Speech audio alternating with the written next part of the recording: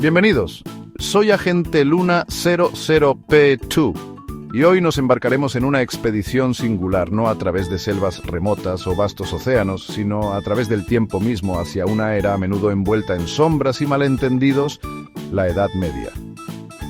Durante siglos, este vasto periodo, que se extiende aproximadamente desde la caída del Imperio Romano hasta el Renacimiento, ha sido caricaturizado, pintado con una paleta de colores sombríos, ignorancia y brutalidad. Se nos presenta como una edad oscura, un milenio de estancamiento entre dos épocas de supuesta luz y progreso. Pero, ¿es esta imagen fiel a la realidad? ¿O es acaso una distorsión? Un eco de prejuicios posteriores que hemos heredado sin cuestionar. En nuestro viaje de hoy nos proponemos desafiar estas nociones preconcebidas. Juntos exploraremos algunos de los mitos más persistentes que rodean a la Edad Media, examinando la evidencia histórica con una mirada fresca y curiosa. Descubriremos que, lejos de ser un monolito de oscuridad, este fue un tiempo de extraordinaria complejidad, de profundas transformaciones, de innovaciones sorprendentes y de una rica y vibrante vida cultural e intelectual. No se trata de idealizar el pasado, pues ciertamente hubo dificultades y crueldad, como en cualquier época de la historia humana, sino de buscar una comprensión más matizada y precisa.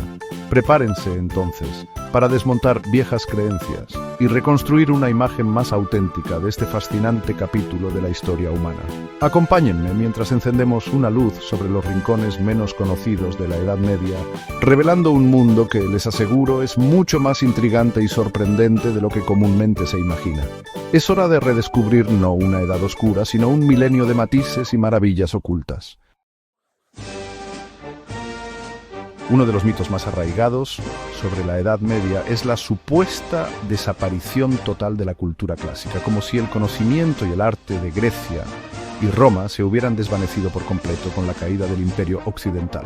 Se nos dice que Europa se sumió en una ignorancia generalizada, perdiendo el contacto con las grandes obras filosóficas, literarias y científicas de la antigüedad.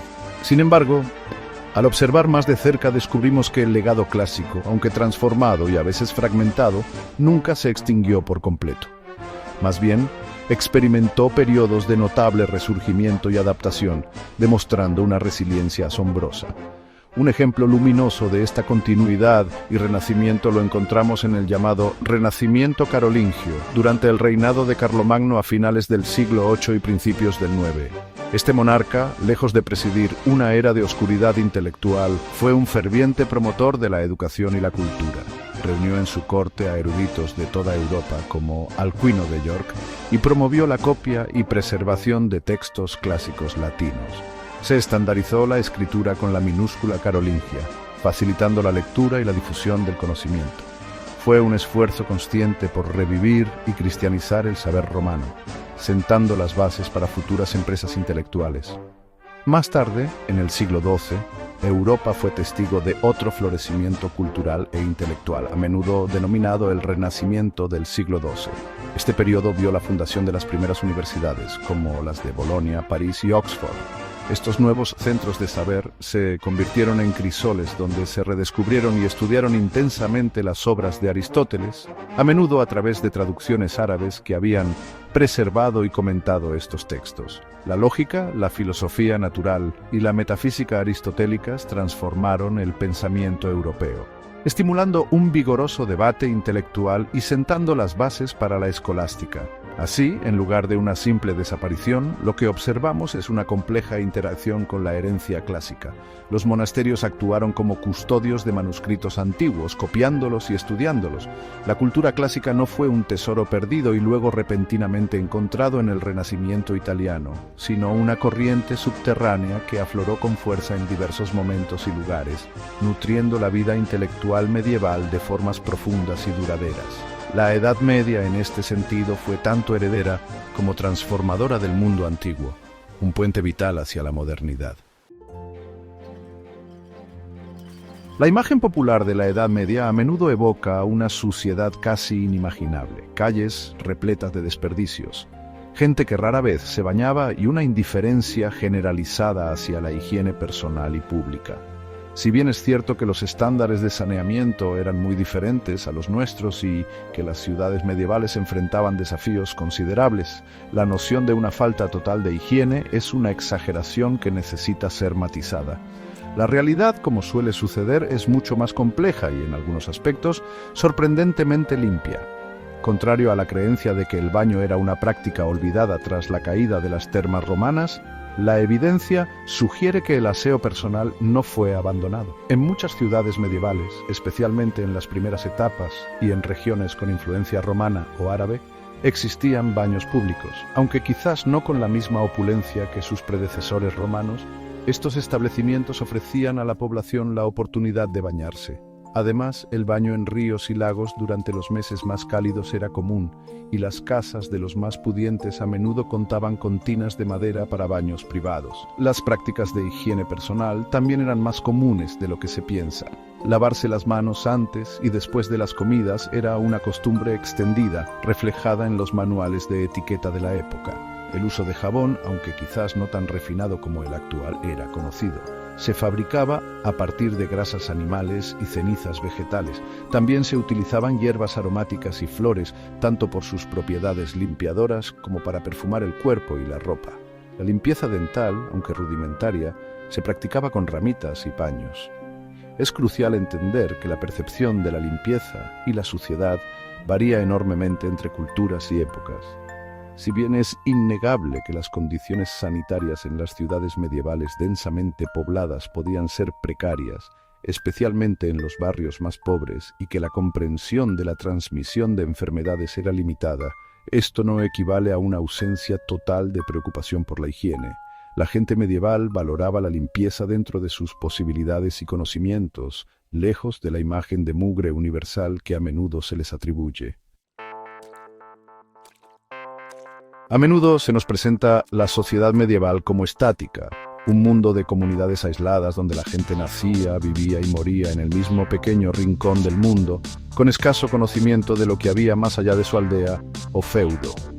Si bien es cierto que la vida para muchos campesinos estaba ligada a la tierra y sus horizontes eran locales, esta imagen de inmovilidad generalizada no captura la dinámica real de la época.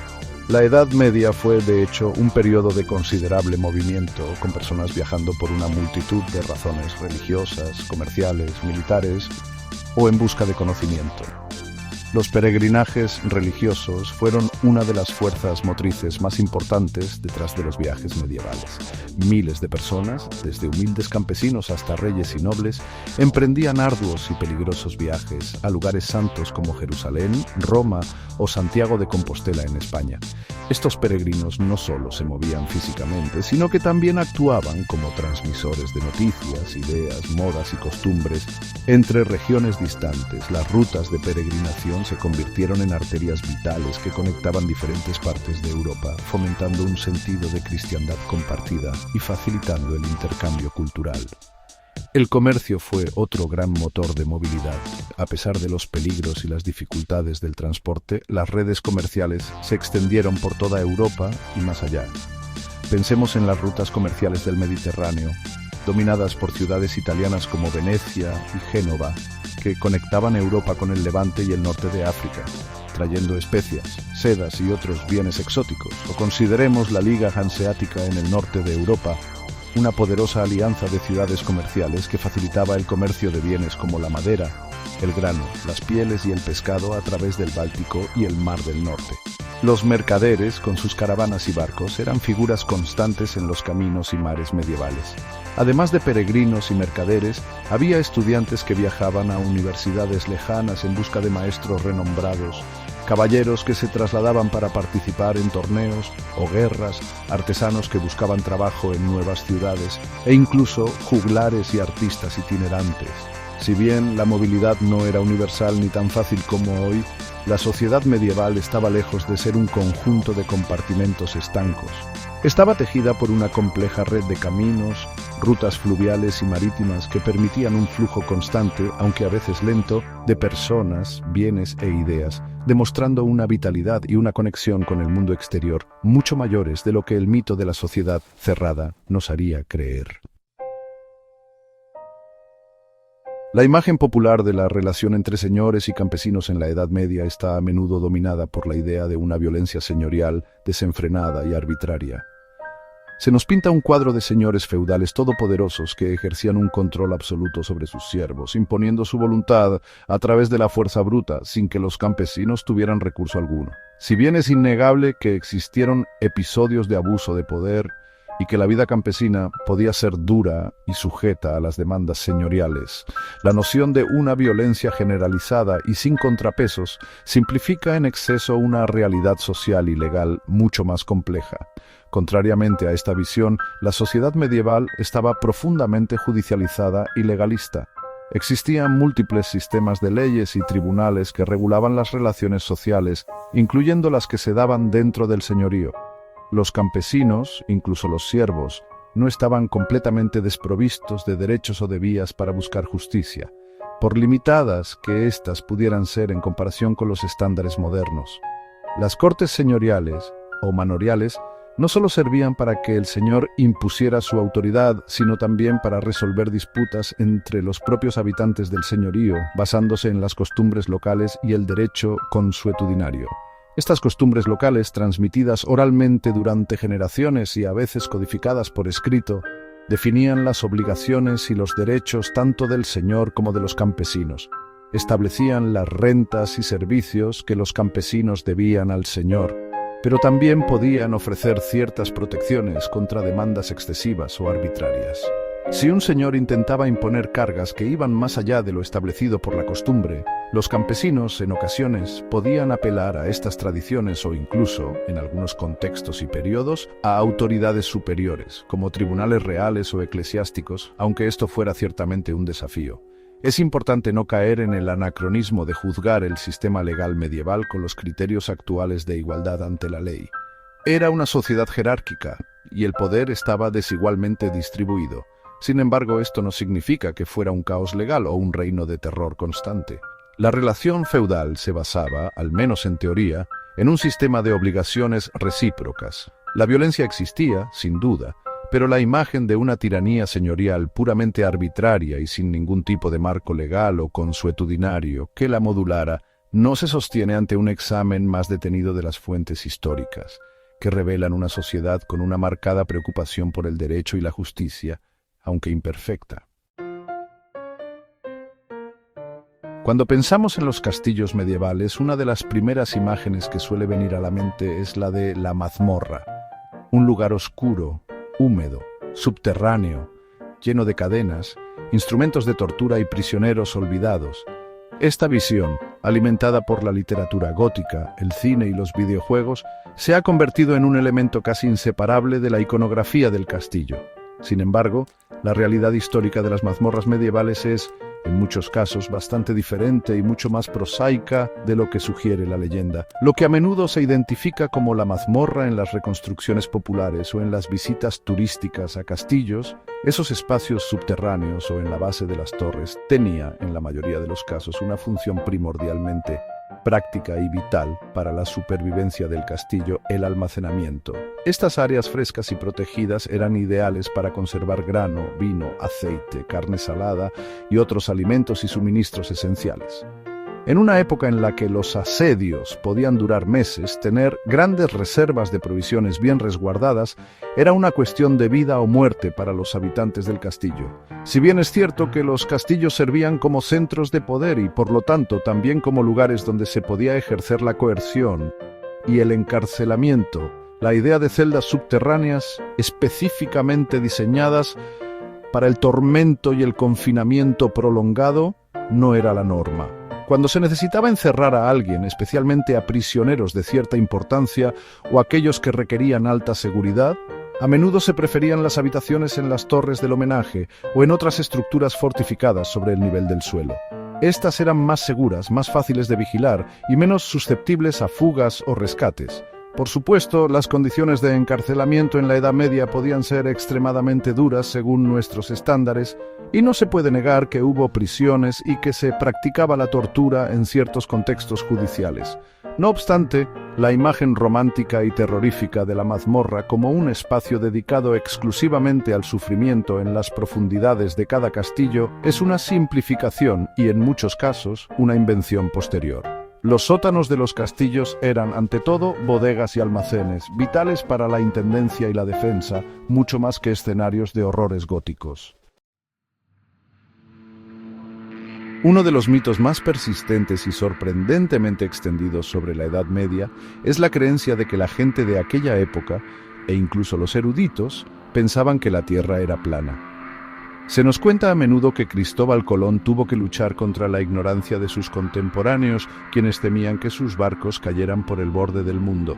Esta narrativa, aunque dramática, es fundamentalmente incorrecta y hace una gran injusticia al conocimiento geográfico y astronómico que se poseía durante el medievo. La idea de una Tierra esférica no fue un descubrimiento del Renacimiento ni de la era de los grandes viajes de exploración.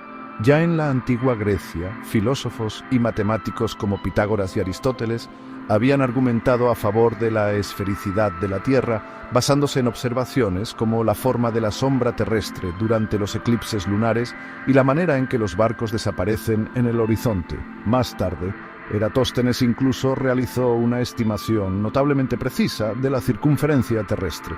Este conocimiento clásico no se perdió durante la Edad Media. De hecho, los principales eruditos medievales como Beda el Venerable en el siglo VIII, Juan de Sacrobosco en el siglo XIII, autor del influyente tratado de Sphaera Mundi sobre la esfera del mundo, y Tomás de Aquino, entre muchos otros, aceptaban y enseñaban sin lugar a dudas que la Tierra era un globo. Las representaciones del orbe, una esfera que simbolizaba el mundo coronada por una cruz, eran comunes en la iconografía real y cristiana, indicando el dominio de Cristo sobre el orbe terrestre. La idea de una tierra plana era más bien una rareza, sostenida por algunas figuras marginales o en interpretaciones muy literalistas de ciertos pasajes bíblicos. Las verdaderas controversias que rodearon el proyecto de Cristóbal Colón no se referían a la forma de la Tierra, sino a su tamaño y a la viabilidad de alcanzar las Indias navegando hacia el oeste.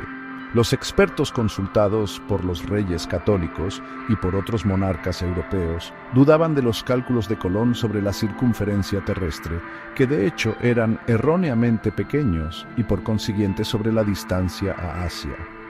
Temían que el viaje fuera mucho más largo de lo que él preveía y que sus naves no pudieran llevar suficientes provisiones. Así, el debate fue científico y práctico, no una lucha entre la ciencia y una supuesta creencia generalizada en una tierra plana, que es en gran medida un mito inventado en el siglo XIX. Pocos objetos evocan una imagen tan visceral y perturbadora de la supuesta opresión medieval como el cinturón de castidad. La idea de un dispositivo metálico, con cerraduras y púas, diseñado para asegurar la fidelidad femenina por la fuerza, se ha convertido en un símbolo potente de la brutalidad y la misoginia que, según la leyenda popular, caracterizaban las relaciones entre sexos en la Edad Media. Sin embargo, cuando investigamos los orígenes y la evidencia de este infame artilugio, descubrimos que su historia es mucho más una invención de épocas posteriores que una realidad medieval generalizada. La abrumadora mayoría de los historiadores y expertos en la Edad Media concuerdan en que los cinturones de castidad físicos, tal como los imaginamos, son en gran medida un mito que cobró fuerza principalmente a partir del siglo XVIII y sobre todo en el XIX. Los ejemplares que se exhiben en algunos museos suelen ser falsificaciones posteriores, creaciones de anticuarios con imaginación o incluso objetos con otros propósitos malinterpretados. No existen referencias textuales contemporáneas fiables de la Edad Media que describan el uso generalizado de tales dispositivos, ni se han encontrado en contextos arqueológicos medievales de manera convincente. Si bien la idea de un cinturón como metáfora de la virtud y la contención sexual sí existía en la Edad Media, su manifestación era de naturaleza muy diferente. Por ejemplo, la cuerda o cíngulo que ceñía el hábito de los monjes y monjas era vista simbólicamente como un cinturón de castidad espiritual. Representaba su voto de celibato y su compromiso con una vida de pureza. Esta era una metáfora poderosa, pero no implicaba un artilugio mecánico de coerción física como el que se popularizó en la imaginación moderna.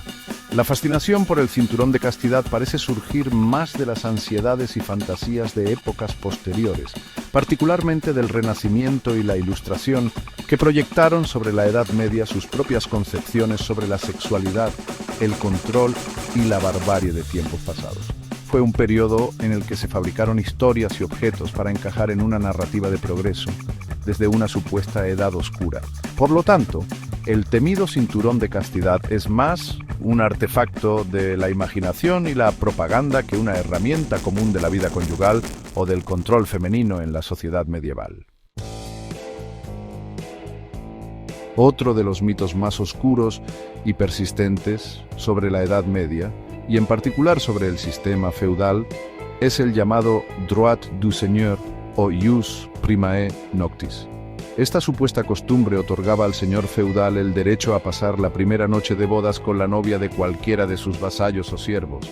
Esta imagen de abuso sexual institucionalizado ha sido ampliamente difundida en la literatura, el teatro y el cine, contribuyendo a la percepción de la Edad Media como una época de tiranía y depravación señorial sin límites. Sin embargo, a pesar de su arraigo en la imaginación popular, la investigación histórica seria ha demostrado de manera concluyente que no existe ninguna prueba documental sólida que respalde la existencia real del droit du seigneur como un derecho legalmente reconocido o practicado de forma generalizada en la Europa medieval. Los historiadores han rastreado minuciosamente códigos legales, registros judiciales, crónicas y otros documentos de la época y no han encontrado evidencia de tal prerrogativa. Las pocas referencias que existen son ambiguas, tardías o claramente satíricas. Entonces, ¿de dónde surge este mito tan potente? Es probable que tenga múltiples orígenes. Pudo haber surgido de malinterpretaciones de ciertos pagos o rituales simbólicos asociados al matrimonio campesino, como tasas que el vasallo debía pagar al señor al casarse, que más tarde fueron interpretadas erróneamente como una compensación por renunciar a este supuesto derecho.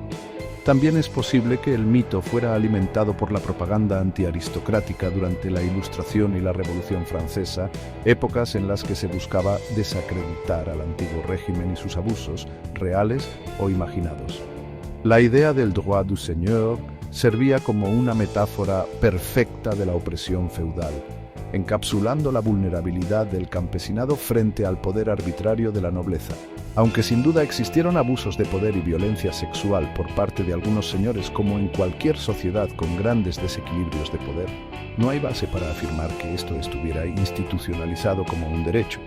Es una imagen de brutalidad que, aunque impactante, carece de fundamento histórico sólido y debe ser relegada al ámbito de la leyenda y la ficción, no al de la realidad medieval. Una afirmación particularmente chocante y a menudo repetida sobre la Edad Media es que la Iglesia, o al menos una parte significativa de ella, debatió seriamente si las mujeres tenían alma, llegando incluso a concluir en algunos casos que no la poseían. Este supuesto debate se cita con frecuencia como prueba de la misoginia extrema de la época y de la baja consideración en que se tenía a las mujeres. No obstante, esta idea es en realidad un grave error de interpretación de un episodio histórico específico y no refleja la doctrina teológica cristiana establecida. El origen de esta confusión se encuentra en un pasaje de la historia de los francos de Gregorio de Tours, que relata un incidente ocurrido en el sínodo de Macon en el año 585. Según Gregorio, un obispo planteó una cuestión durante el sínodo si la palabra latina homo, que puede significar hombre en el sentido de varón o ser humano en general, podía aplicarse también a las mujeres. Es decir, la discusión no era sobre si las mujeres tenían alma, sino sobre una cuestión de terminología y uso del lenguaje dentro del contexto eclesiástico. La preocupación del obispo era si, al utilizar el término homo en textos sagrados o litúrgicos, se estaba incluyendo correctamente a las mujeres, o si se requería un término más específico o una aclaración. Los otros obispos presentes en el sínodo, según el relato de Gregorio, rápidamente resolvieron la cuestión citando pasajes bíblicos, como el Génesis, donde se dice que Dios creó al hombre, hominem en la Vulgata, a su imagen, varón y hembra los creó, para afirmar que homo efectivamente se refería a la especie humana en su conjunto, incluyendo tanto a hombres como a mujeres. Por lo tanto, el debate en Macon no fue sobre la posesión de un alma por parte de las mujeres, un concepto que estaba firmemente establecido en la teología cristiana, basado en la creencia de que todas las personas son creadas a imagen de Dios y son susceptibles de salvación. Fue una discusión lingüística y exegética sobre la correcta aplicación de un término latino. La transformación de este episodio en una supuesta negación del alma femenina es una distorsión que ha servido para pintar una imagen de la Iglesia medieval como irracionalmente misógina, cuando la realidad del debate fue mucho más matizada y específica. La palabra Inquisición evoca inmediatamente imágenes de tortura, hogueras y una persecución implacable de la disidencia religiosa, convirtiéndose en uno de los aspectos más sombríos asociados a la Edad Media. Si bien es cierto que la Inquisición medieval existió y empleó métodos coercitivos, es crucial distinguirla de sus manifestaciones posteriores, como la notoria Inquisición española, y también diferenciar su actividad principal de la caza de brujas a gran escala, que es un fenómeno que, en su apogeo, pertenece más a la Edad Moderna. La Inquisición medieval, establecida en el siglo XIII, surgió principalmente como una respuesta de la Iglesia Católica a lo que consideraba movimientos heréticos que amenazaban la unidad de la fe y el orden social, como el catarismo en el sur de Francia o los valdense. Su objetivo era identificar, interrogar y reconciliar o castigar a los herejes. Aunque sus procedimientos incluían la posibilidad de la tortura para obtener confesiones, una práctica común en los tribunales seculares de la época, y la entrega de herejes impenitentes al brazo secular para su ejecución, su enfoque y escala eran diferentes a los de la Inquisición española, que fue un organismo estatal religioso con una agenda y unos métodos particulares.